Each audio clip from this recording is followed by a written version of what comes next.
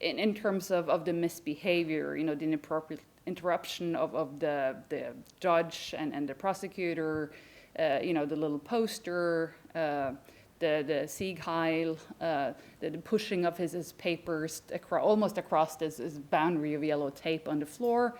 Clearly, this is how he tries to draw notice to himself. On the other hand, I think it also shows that, there's so little he can do.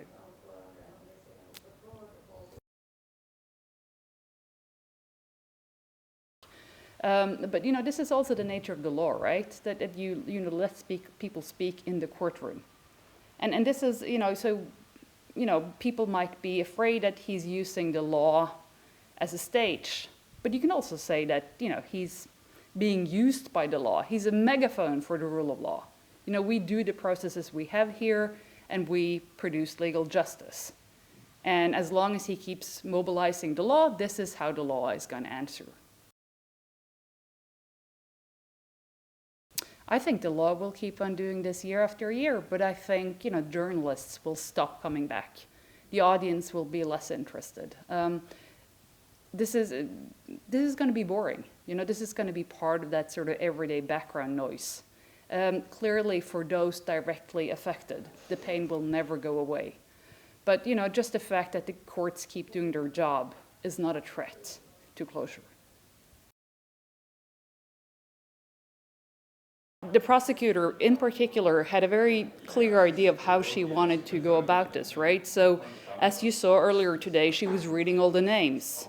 This is not, what we usually do in parole hearings. So she was reading the names of the 77 people who were killed in the government quarters, 9 people, including 9 people who were also severely injured, and at Utøya, what their wounds were and how quickly they died.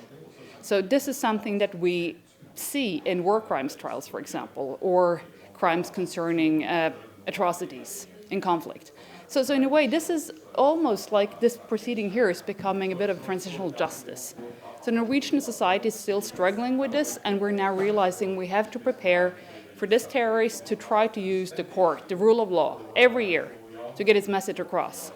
On the other hand, what we see today, he can only speak when allowed to do so by the judge. He can only sit in a designated chair. He only has his slots. He can only answer the questions that he's given.